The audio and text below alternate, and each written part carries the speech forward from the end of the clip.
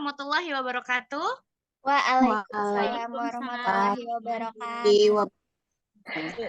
Selamat malam teman-teman semua. Kembali lagi pada hari ini bersama kami, yaitu ada saya sebagai moderator Pipin Angela dan juga ada Salma Ayu Andini sebagai tim kontra bersama Dinda Restia, juga ada Nia Anggita dan Adlina Nurrohmah sebagai tim pro.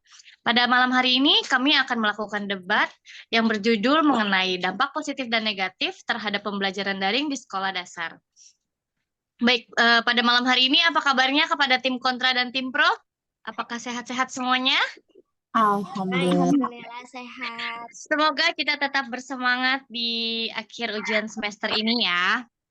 Baiklah teman-teman, pada malam hari ini kami akan membahas mengenai dampak positif dan negatif yang tertera di belakang background saya, yaitu dampak negatif dan positif terhadap pembelajaran daring di sekolah dasar. Menurut saya pembelajaran daring pada sekolah dasar itu memang ada dampak positif dan negatifnya, yaitu positifnya dapat mengembangkan teknologi seperti yang kita ketahui, teknologi semakin berkembang dan juga pembelajaran akan dimudahkan dengan adanya pembelajaran daring karena kita dapat melakukan dari mana saja dan kita dapat mencari tahu lebih banyak lagi dengan metode daring. Tapi dampak negatifnya kita tidak bisa memfilter apa saja yang sudah anak-anak mencari dan juga apa yang anak-anak lakukan pada gadget tersebut. Begitu. Baiklah teman-teman, pada hari ini bagaimana komentar dari tim pro dan tim kontra mengenai judul yang sudah kita pilih? Dipersilahkan kepada salah satunya, siapa yang akan memulai? Dipersilahkan. Baik, terima kasih moderator atas kesempatannya. Saya Nia Anggita dari tim Pro akan menjelaskan bahwasannya saya setuju dengan adanya penerapan pembelajaran daring di sekolah dasar, mengingat dampak positif dan negatif kan memang harus berjalan beriringan ya. Nah, dengan adanya pembelajaran daring ini, kita juga memberikan kesempatan kepada orang tua untuk bisa melakukan pengawasan secara langsung kepada anaknya. Seperti gaya belajar anak itu seperti apa, terus bagaimana respon anak ketika mendengarkan gurunya berbicara, dan juga bagaimana respon anak ketika ia mendapatkan tugas. Mungkin cukup sekian dari saya kembalikan ke moderator. Terima kasih. Terima kasih tanggapannya kepada Kania Anggita selaku tim pro. Baik, selanjutnya untuk tim kontra, apakah ada tanggapan? Baik, terima kasih moderator atas kesempatannya. Saya Dinda dari tim kontra. Untuk itu saya tidak setuju dengan alasannya terlalu banyak hal-hal negatif yang tersebar melalui teknologi seperti budaya barat, hal-hal prostitusi yang kadang tersebar di media sosial. Terus juga kan adanya membuat kemampuan berpikir kritis siswa berkurang karena dibantu dengan robot teknologi. Jadi karena dari teknologi yang tersebar itu ada nyempil-nyempil untuk memudahkan pengerjaan tugas. Terus juga kan nggak semua orang tua ada di rumah kan. Jadi maksudnya nggak semua orang tua bisa membersamai anaknya pada waktu mereka belajar daring. Mungkin dari saya sekian. Terima kasih. Baik, terima kasih kepada Kak Dinda selaku tim kontra. Apakah ada tanggapan selanjutnya dari Kak Nia Anggita atau Kak Adlina Nurrohmah selaku tanggapan-tanggapan dari Kak Dinda Restia? Baik, saya akan menanggapi dari mungkin tadi ya dari segi negatif yang disampaikan oleh Kak Dinda ya. Padahal banyak sekali orang tua yang sampai saat ini belum mau mengajarkan anaknya gitu. Dengan adanya pembelajaran daring dari rumah, banyak orang tua yang mau tidak mau, suka tidak suka, dia harus mengajari anaknya gitu. Karena ya kalau nggak orang tuanya, siapa lagi yang mau mengajarkan? Guru hanya membantu saja gitu. Dan guru pun dengan adanya pembelajaran daring ini, banyak guru yang tidak menjelaskan gitu. Hanya mengasih tugas contohnya. Yang mau tidak mau ya orang tuanya yang harus menjelaskan, harus mengajari anaknya dari rumah seperti itu. Tapinya saya ingin bertanya kembali, tadi kan Kak Adlina bilang ini adalah waktu yang tepat untuk orang tua membersamai anak-anaknya, sedangkan Kak Adinda mengatakan bahwa tidak semua orang bisa membersamai anaknya.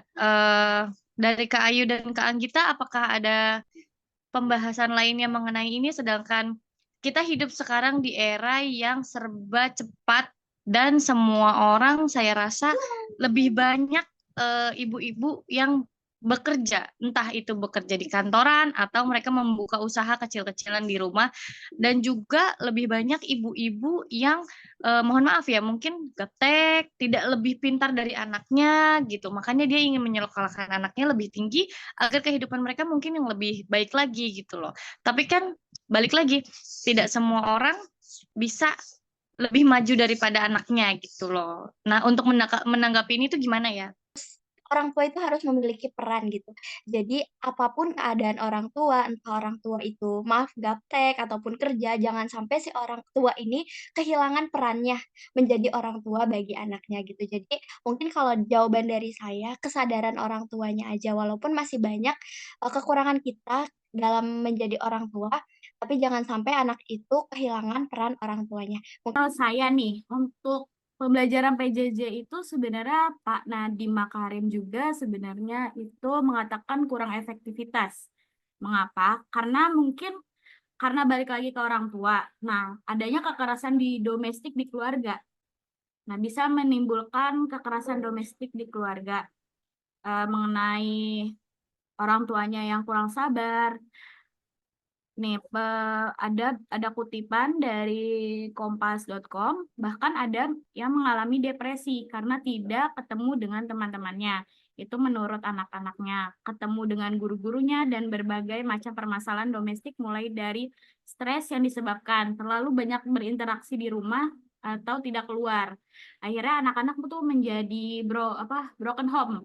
Di rumah diomelin karena mungkin orang tuanya ketertinggalan dalam hal akses jaringan sosial media sekarang. Nah, menurut saya untuk pembelajaran PJJ itu terlalu beresiko sebenarnya. Cuma kan kalau untuk PJJ yang seperti itu mungkin sudah kita lalui ya saat COVID-19 kemarin, karena memang keadaannya kita tidak bisa keluar rumah dan lain-lain. Untuk PJJ zaman sekarang kan kita bisa tetap berinteraksi di sekolah dan berinteraksi keluar rumah. Itu gimana ya? Kalau misalkan pembelajaran daring ya paling kita pakainya hybrid ya. Kalau untuk mengurangi kekerasan domestik yang tadi dan negatif-negatif yang lainnya lagi tadi. Kalau hybrid kan setengah daring dan setengah luring. Nah, kalau yang pembahasan kita kan hanya daring saja. Mungkin itu akan mengurangi dampak-dampak negatif yang terjadi untuk pembelajaran daring pada anak-anak saja. Tapi menurut tim kontra dan tim pro itu, apakah ada kelebihan pembelajaran pada anak-anak atau kelebihan pengetahuankah ketika pembelajaran daring ini, atau malah karena pembelajaran daring justru materi-materi yang disampaikan tidak terserap dengan baik, anak-anak malah dengan memegang gadget, anak-anak bukannya mencari informasi yang lebih unggul lagi, tapi malah mereka membuka situs-situs yang lainnya gitu. Naik kelebihannya ya, seharusnya kalau misalkan kita pembelajaran daring, kita bisa lebih luas lagi dalam mengeksplor pembelajaran. Tapi itu satu catatannya, harus adanya peran orang tua yang selalu mengawasi anaknya. Anak pasti bisa lebih mengeksplor lagi teknologi sekarang gitu ya. Tapi ya tetap pada orang tua bagaimana mengarahkannya biar tidak terjadi hal yang negatif-negatif yang dilihat sama anak. Mungkin pemerintah lebih bisa mengakses dan membedakan mana situs yang harus dijangkau untuk pendidikan dan mana yang memang tidak usah dijangkau oleh anak-anak dalam bidang pendidikan atau diblokir situs-situs yang tidak usah harusnya tayang. Masalah itu kita juga tidak hanya di Indonesia, tapi juga di seluruh dunia. Lebih lanjut lagi, pihaknya juga mendapatkan laporan dari para orang tua yang stres karena bertambah beban untuk menemani anaknya belajar di rumah. Dengan solusi yang tepat, pembelajaran daring dapat dilakukan menjadi alat yang efektif untuk meningkatkan pendidikan, namun penting untuk selalu mempertimbangkan dan mengatasi potensi dan dampak negatifnya. Sekian dari kelompok kami pada debat pada malam hari ini mengenai dampak positif dan negatif terhadap pembelajaran daring di sekolah dasar. Saya Pipin Angela selaku moderator, mohon pamit undur diri. Assalamualaikum warahmatullahi wabarakatuh. Selamat